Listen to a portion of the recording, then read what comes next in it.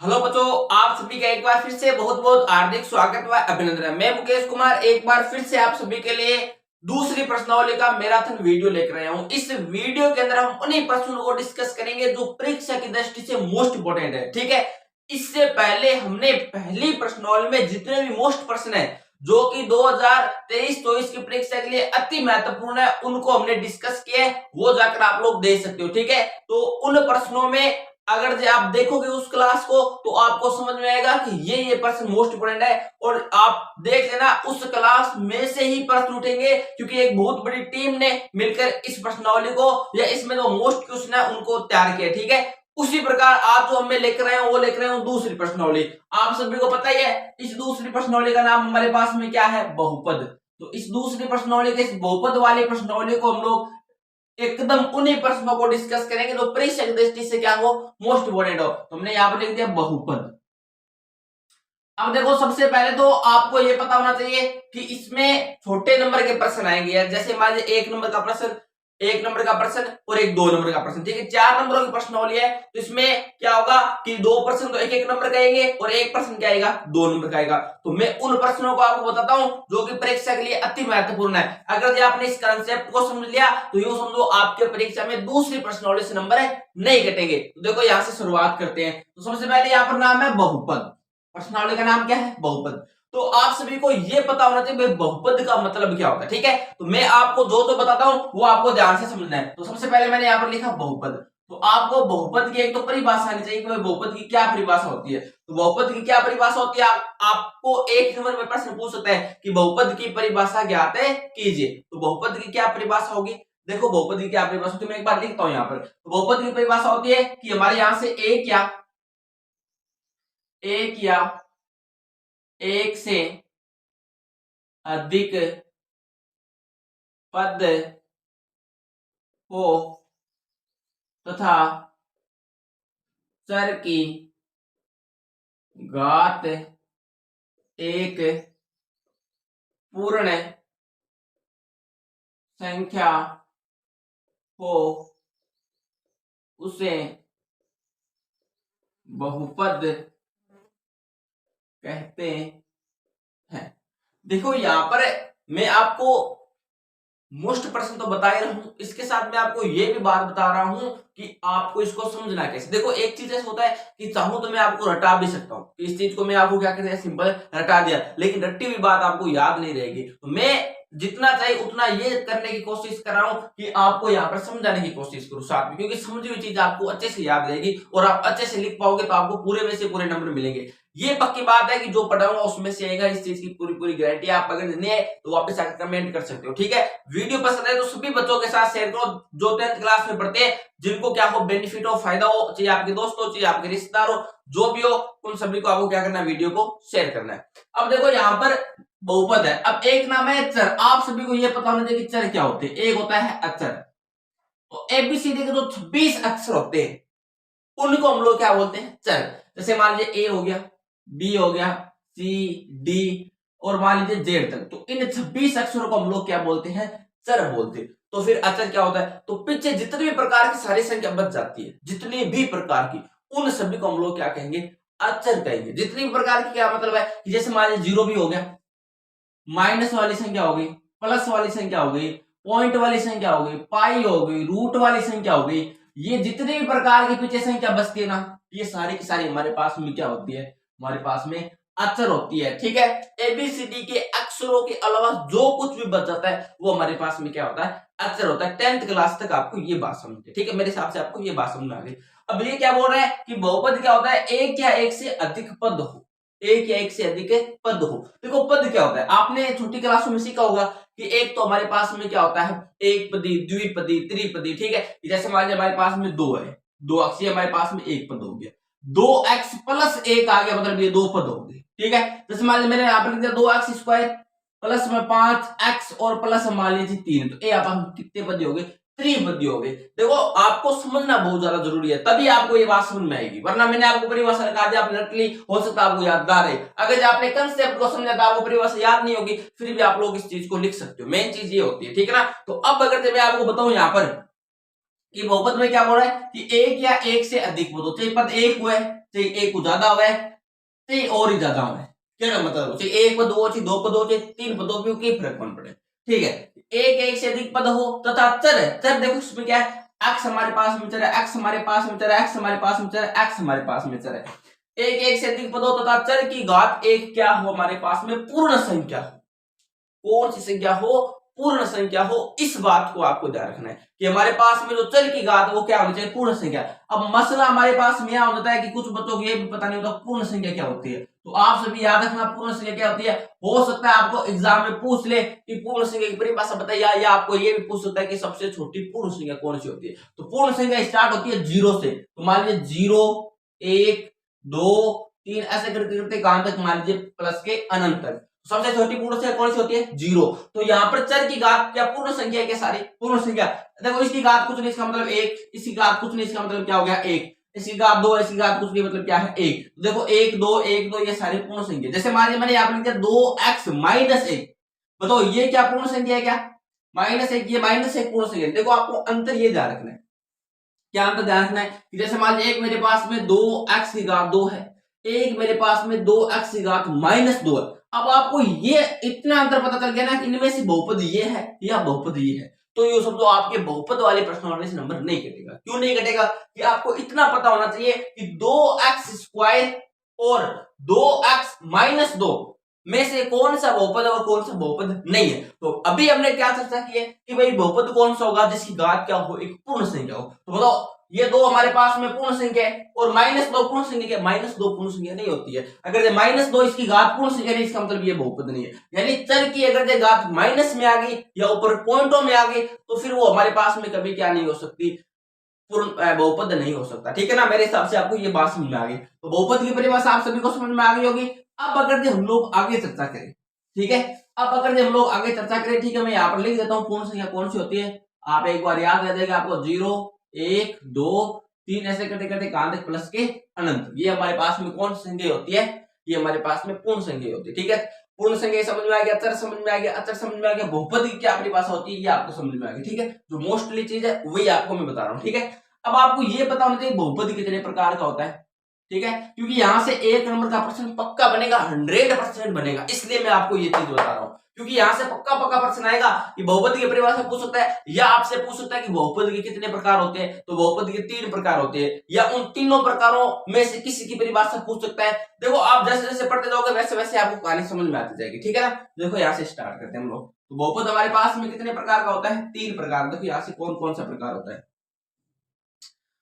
अगर ये सबसे पहले प्रकार की अगर हम लोग बात करें तो सबसे पहला जो प्रकार होता है वो हमारे पास में होता है रैखिक बहुपद। कौन सा बहुपद होता है, रैखिक बहुपद। अब उसके बाद में अगर 2 नंबर की हम लोग बात करें तो हमारे पास में जो होता है वो होता है द्विघात बहुपद, द्विघात बहुपद, ठीक है। उसके बाद में अगर आगे की बात की जाए तो हमारे पास में होता है त्रिघात बहुपद। कौन सा बहुपद होगा, त्रिघात बहुपद।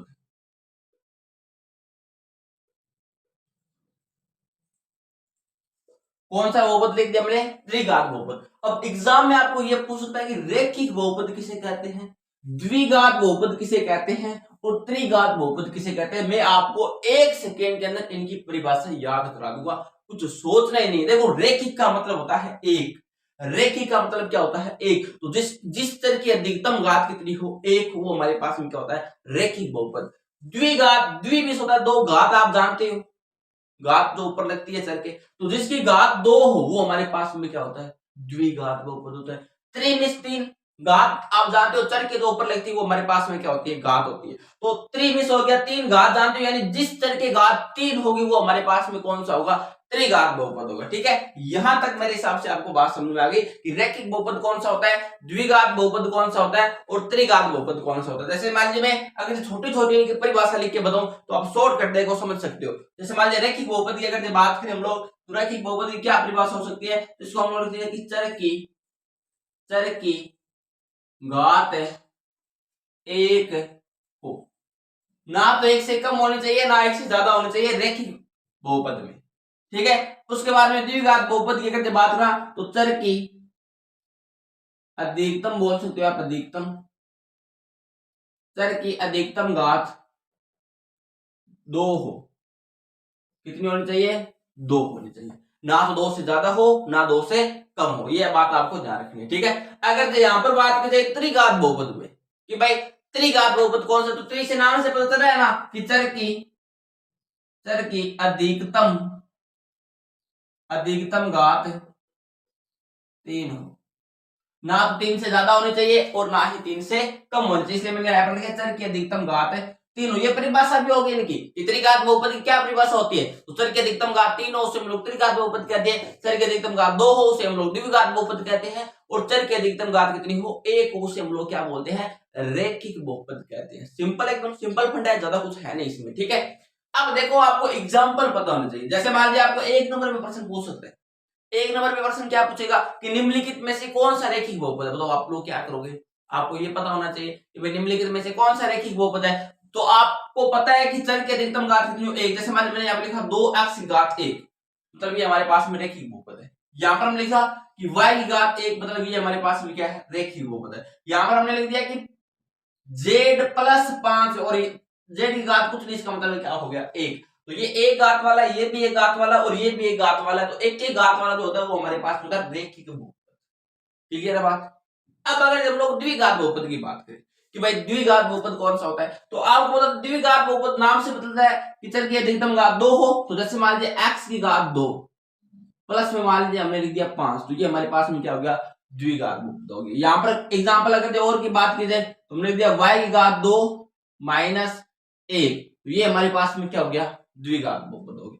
जैसे मान लीजिए हमने और भी लिख दिया कि मान लीजिए हमारे पास में हो गया कि b की घात 2 प्लस में 1, तो ये हमारे पास में क्या हो गया, द्विघात बहुपद हो गया। बहुत सारे एग्जाम्पल बना सकते हो आप, ऐसे भी लिख सकते हो कि मान लीजिए हमारे पास में z की घात 2, ये अकेला भी हमारे पास में एक द्विघात बहुपद होता है, ये आपको ध्यान रखना है, ठीक है ना। तो यहाँ पर परिभाषा होती है कि एक या एक से देखो, चाहिए तो एक हो चाहे एक हो ज्यादा हो, लेकिन घात कितनी होनी चाहिए, 2, अगर 2 घात है इसका मतलब वो हमारे पास में क्या हो गया, द्विघात बहुपद हो गया। तो त्रिघात बहुपद सेम टू सेम हो गया। त्रिघात बहुपद क्या हो जाएगा, जैसे मान लीजिए मैंने लिख दिया x की घात 3 प्लस में मान लीजिए 1, अब x की घात 3 प्लस में 1, चर की अधिकतम घात 3 है, इसका मतलब ये हमारे पास में क्या हो गया, त्रिघात बहुपद हो गया। अब जैसे मान लीजिए हमारे पास में y की घात 3 माइनस 5, z की घात 3 प्लस 1, या हम लोग कह सकते हैं कि ऐसे भी कह सकते हैं कि जैसे मान लीजिए कि a की घात 3 माइनस 5, ठीक है। तो ऐसे हम लोग बहुत सारे एग्जाम्पल बना सकते हैं। अब आपको एग्जाम में ऐसे प्रश्न पूछेगा, मैं आपको एग्जाम में बता दूं, जैसे मान लीजिए आपको 1 नंबर का प्रश्न आ गया, क्वेश्चन नंबर 1 आ गया, इसमें आपको क्या पूछेगा कि निम्न में से कौन सा रेखिक बहुपद है,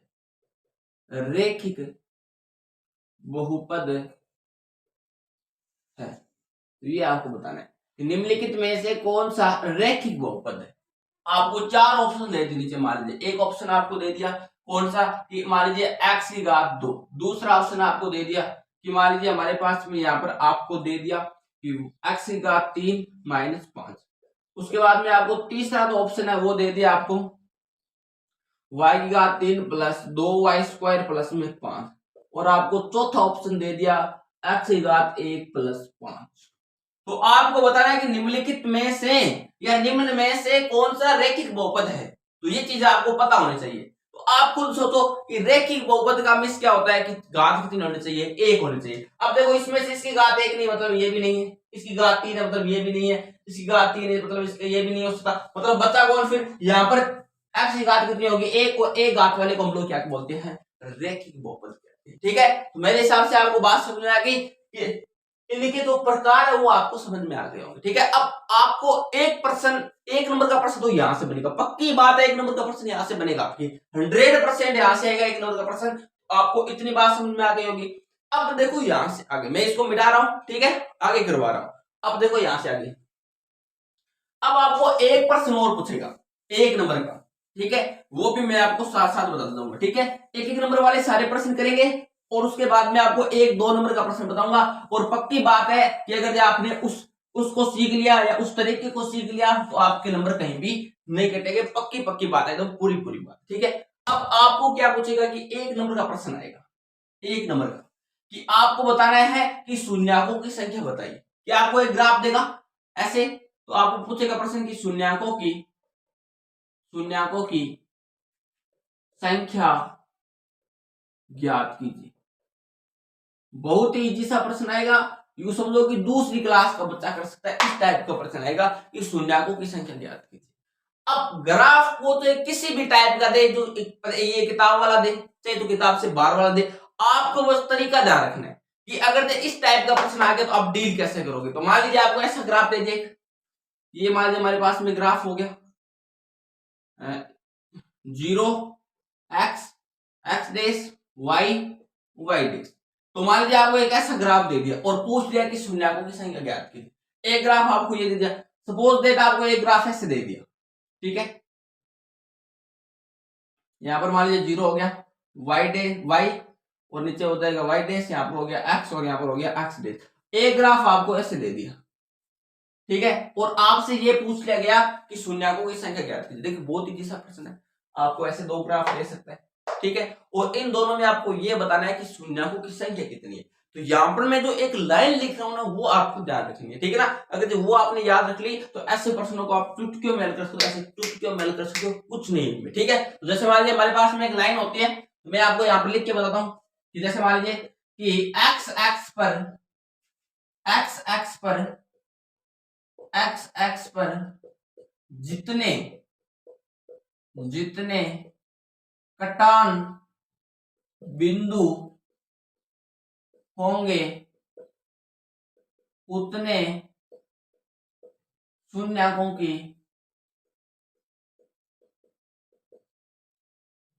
संख्या होगी। इस लाइन को आपको खास करके ध्यान रखना। अगर ये लाइन आपको याद रह गई तो इस टाइप के आपके कितने भी प्रश्न हो आप कर सकते हो, ठीक है। तो मैंने यहाँ पर क्या लिखा है कि x पर जितने कटान बिंदु होंगे। अब कुछ बच्चों को ये पता नहीं होता कि x कौन सी होती है और y कौन सी होती है। ग्राफ में दो लाइनें होती है, ठीक है ना। ये ग्राफ में दो लाइनें, मान लीजिए हमारे पास में ग्राफ है तो हमारे पास में दो लाइनें होती है। इस लाइन को हम लोग बोलते हैं y, क्या बोलते हैं, y, और इस लाइन को हम लोग बोलते हैं x, ये आपको पता होना चाहिए, ठीक है। ये दो लाइन होती है खड़ी वाली, इसको हम लोग बोलते हैं y, और जो ये आडी लाइन होती है जिसको हम लोग बोलते हैं पड़ी लाइन होती है, ये जो हमारे पास में होती है x। तो यहाँ पर हमने नाम लिखा है x पर जितने कटान का मिस होता है, इसको जितनी ऐसे कटान हो, जैसे मान लो इस ये x वाली लाइन है तो इसके ऊपर कितने कटान बिंदु हो गए, 1 और 2। तो यहाँ पर हमारे पास में शून्य कितने हो गए, आप खुद सोच सकते हो कि शून्य कितने हो गए, हमारे पास में शून्य हो गए 2। क्यों हो गए, क्योंकि जितने x पर कटान बिंदु हो गए उतने हमारे पास में क्या होंगे, शून्य हो गए। सिंपल सा फंड है। मान लीजिए यहाँ पर x पर ऐसे कोरे बहुत सारे ऐसे कटान बिंदु होते तो हम लोग उनको गिन लेते हुए इतने कटान बिंदु तो कितने हमारे पास में क्या हो जाएंगे, शून्य हो जाएंगे। सिंपल सा फंड है। जैसे मान लीजिए ये ग्राफ है मेरे पास में, मान लीजिए ऐसे ढेर सारे हो गए, इसमें कितने हो गए, 1 2 3, तो हमारे पास में शून्य कितने हो जाएंगे, 3। सिंपल सा है कि इस लाइन पर जितने कटान बिंदु होंगे उतने हमारे पास में क्या होंगे, शून्य होंगे। अब मान लीजिए ये जो मैंने ग्राफ लिए तो x वाली लाइन तो ये है और ये किसको काट रहा है, y को काट रहा है। हमें y से मतलब नहीं है, इस y वाली लाइन से हमें कोई मतलब नहीं है। इसमें चाहे कितने ही कटान बिंदु हो उससे हमें कोई मतलब नहीं, हमें बस इस वाली से है x वाली पर, और इस पे एक भी कटान बिंदु नहीं। ये देखो ग्राफ, ये जो लाइन बनी है ये ऊपर बनी है ग्राफ वाली, इस पे एक भी कटान बिंदु नहीं, इसका मतलब शून्य का हमारे पास में क्या हो जाएगा, 0 हो जाएगा। क्या हो जाएगा, 0। मेरे हिसाब से आपको ये 1 नंबर वाला प्रश्न भी समझ में आ गया होगा कि अगर इस टाइप का ग्राफ आएगा और हमसे पूछेगा कि भाई शून्यकों की संख्या ज्ञात कीजिए तो आप आराम से बता सकते हो, ठीक है। यहां तक मेरे हिसाब से आपको पूरी कहानी समझ में आई होगी। अब जो हम लोग आगे काम करेंगे वो करेंगे 2 नंबर का। 1 नंबर का हमने काम कर लिया, 1 नंबर का या तो यहां से पूछ सकता है या 1 नंबर का आपको जो मैंने पहले बताया था उसमें से पूछ सकता है। बस 2 नंबर के प्रश्न बनेंगे, दोनों यही से बनेंगे, कंप्लीट एकदम पूरी गारंटी सहित बात है, ठीक है ना। अब जो हम लोग काम करेंगे वो करेंगे 2 नंबरों के लिए, ठीक है। इसको मैं मिटाता हूं और आपको 2 नंबरों वाला काम करके बताता हूं। अब जो ये प्रश्न बनेगा ये बनेगा सत्यता वाले टॉपिक में से। तो सत्यता वाला टॉपिक कौन सा होता है, तो ये हमारे पास में होता है सत्यता वाला टॉपिक। इसमें से ये 2 नंबर का प्रश्न बनेगा। इसमें 1 नंबर का प्रश्न कई बार परीक्षा में आ चुका है। 1 नंबर का प्रश्न कई बार परीक्षा में कौन सा है कि बहुपद का व्यापक रूप, बहुपद का व्यापक रूप, ये आपसे कई बार परीक्षा में पूछ चुका है। वो 2000 ये शायद 21 में एक प्रश्न आया था कि बहुपद का व्यापक रूप लिखिए, 1 नंबर का प्रश्न आया था। वो हमारे पास में होता है ax² प्लस में bx और प्लस में c, ये हमारे पास में होता है। ठीक है, अब ये बहुपद का व्यापक रूप होता है। बहुपद का व्यापक रूप का मिस होता है कि हम लोग सत्यता की जब जांच करते हैं तो वहां से दो सूत्र बनते हैं, एक होता है अल्फा और एक हमारे पास होता है बीटा। ठीक है, वो मैं आपको अभी बताऊंगा, 10 मिनट आप समझो यहां से। ये आपको बस एक बार आप इतना समझो, ये हमारे पास होता है बहुपद का व्यापक रूप। ठीक है, अब मान लीजिए हमारे पास में बहुपद इस टाइप का होगा, ax² प्लस bx और प्लस c। अब तो ये c हमारे पास में होता है, ये होता है अचर। कैसा होता है? अचर। ठीक है, a और जो b हमारे पास में होता है ये होते हैं गुणांक। क्या होता है? गुणांक। किसका? a तो जो हमारे पास में होता है ये होता है x² गुणांक। तो x² का गुणांक क्या हो गया हमारे पास में? x² गुणांक, x² का हमारे पास में गुणांक हो गया a। ठीक है, x का गुणांक क्या हो गया? x का गुणांक हमारे पास में वो हो गया b। देखो यहाँ पर x² गुणांक का मिस होता है तो गुणा में है, तो गुणा में हमारे पास में कौन है? a, और x से गुणा में कौन है? b। ठीक है, यहां तक बात क्लियर है मेरे हिसाब से। अब देखो यहां से आगे क्या करते बात करें तो c हमारे पास में क्या हो गया? अचर। अब आपको यहां से दो सूत्र याद रखने हैं। एक तो हमारे पास में आपको पता गया कि x² का मान क्या हो गया? a, x का मान क्या हो गया? b, और c हमारे पास में क्या हो गया? अचर। अब मैं a का मान निकालना आ गया यहां से, b का मान निकालना आ गया मैं यहां से, और c का मान हमें निकालना आ गया यहां से।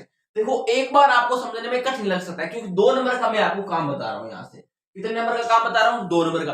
एक बार ये छोटा सा मैं आपको परिचय बता रहा हूं, यूं समझ सकते हो, मैं इंट्रोडक्शन कर रहा हूं 2 नंबर के काम के लिए, सत्ता के लिए। ये आपकी 2.2 प्रश्नावली में से आएगा। एक जो प्रश्न आएगा 2 नंबर का, ये आएगा 2.2 प्रश्नावली में से। तो इसलिए मैं क्या कर रहा हूं, इसको समझाने का प्रयास कर रहा हूं कि जितना उसके उतना आप अच्छे से समझ सको। ठीक है ना, इस बात की आप ध्यान रखना। तो यहां से अगर मैं आपको सिखाना चाहूं तो आपको इतना पता होना चाहिए कि ए क्या होता है, बी क्या होता है, सी क्या होता है। अब यहां से हमारे पास में दो सूत्र बनेंगे। एक तो बनेगा शून्यांकों का योग, शून्यांकों का योग। तो शून्यांकों का जो योग हमारे पास में आएगा, शून्यांकों का योग, उसका जो सूत्र होता है वो होता है माइनस का b बट्टा a। अब कुछ बच्चों को पता नहीं होता सर ये b क्या होता है, ये a क्या होता है, ये b क्या होता है, a क्या होता है। तो अभी मैंने बताया है कि b हमारे पास होता है x का गुणांक, और जो a हमारे पास होता है वो होता है x² का गुणांक। ये x² और x क्या है ये मैं तब बताऊंगा जब मैं आपको पर्सनल करके बताऊंगा। ठीक है ना, एक बार आपको सिंपल यहां से समझना है। ठीक है, अब देखो यहां से आगे एक जो हमारे पास में सूत्र होता है वो होता है शून्यांकों का गुणांक, शून्यांकों का गुणांक, सिंपल फंडा है। और शून्यांकों का गुणांक हमारे पास में होता है c बटा a। अब देखो शून्यांकों का योग, अब शून्यांक हमारे पास में क्या होते हैं? शून्यांक जो हमारे पास में होते हैं वो एक होता है अल्फा और एक हमारे पास में होता है बीटा।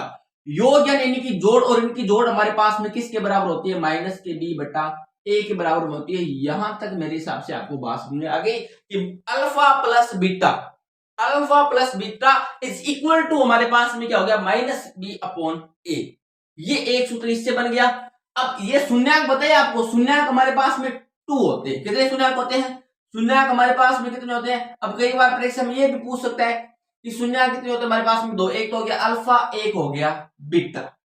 कितने शून्यांक हो गए? 2, अल्फा एंड बीटा। ठीक है, अब देखो यहां से आगे शून्यांकों का गुणांक की अगर बात करें तो शून्यांक हमारे पास में 2, अल्फा और बीटा। गुणांक में क्या करना है? गुणा, और हमारे पास में क्या आ रहा है? c बटा a।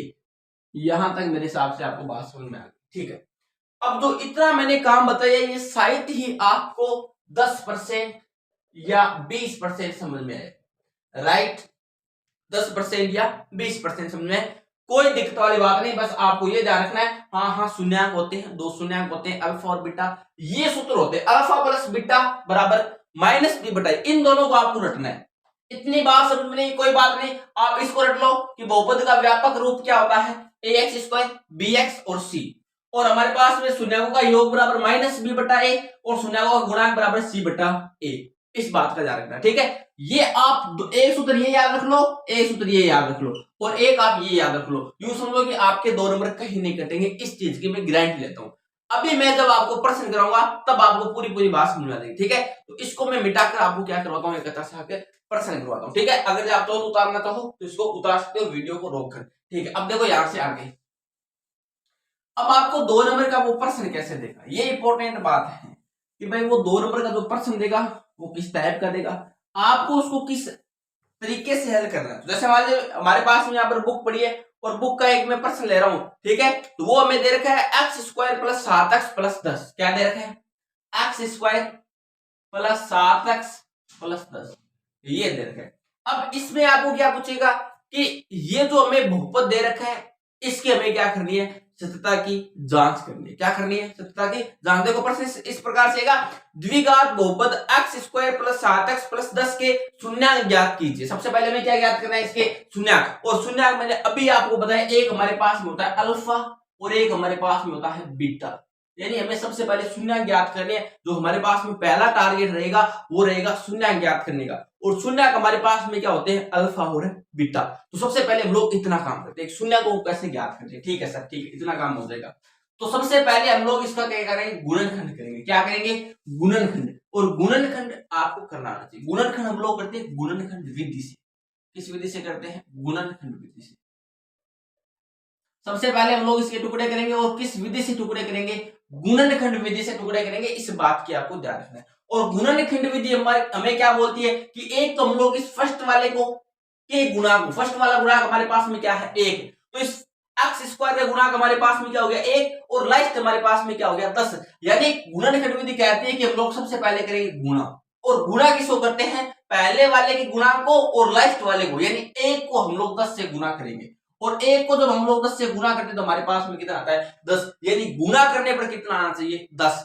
चाहे तो जोड़ो और चाहे घटाओ, बीच वाला पद आना चाहिए। और बीच में हमारे पास में क्या है, 7 है। ऐसी दो संख्या में टुकड़े दिए, मतलब इस 7 के हमें टुकड़े करने होते, इस 7 के हमें टुकड़े करने, इस 7 के। देखो मैं इसको 4-5 रिपीट करके बोलूंगा क्योंकि जो कमजोर बच्चे ना उनको थोड़ी सी दिक्कत रहती है। अब जो होशियार बच्चे हो आप, वो जो बच्चे वीडियो देख रहे हो तो इसको आप दुगनी स्पीड से देखो, जिससे क्या हुआ, कम समय में आपको ज्यादा समझ में आएगा। और जो कमजोर बच्चे हैं, थोड़ा सा ऐसे डरे हुए कि सर हम लोग गणित में क्या करेंगे, वो बच्चे ध्यान से समझेंगे तो आपको ये बात समझ में आएगी, ठीक है। इसलिए मैं एकदम स्लोली, एकदम स्लो पढ़ा रहा हूँ और उसी चीज को 2-3 बार रिपीट करके बता रहा हूँ, जिससे कमजोर बच्चे ध्यान से समझ सके, ठीक है। और जो होशियार बच्चे वो दुगनी स्पीड करके देखो, ठीक है। अब देखो यहां से मैंने क्या बताया कि इसके हमें क्या करें, टुकड़े करेंगे 7x के। और 7x के हम लोग टुकड़े कैसे करेंगे, कि 7x के टुकड़े ऐसे करेंगे कि गुना करने पर, गुना हम लोग किसको करेंगे, पहले वाले को लास्ट वाले को। तो एक को हमने 10 से गुना किया तो कितना हो गया, 10। और जोड़ने और घटाने पर बीच वाला पद आना चाहिए और बीच में हमारे पास में क्या है,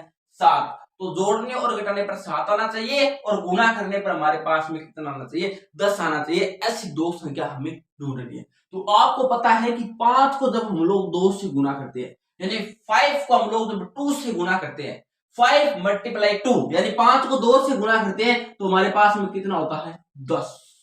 राइट, एकदम राइट, ठीक है। अब अगर ये राइट है तो अब हम लोग कह सकते हैं, अब 5 को हम लोग 2 से जोड़ते हैं।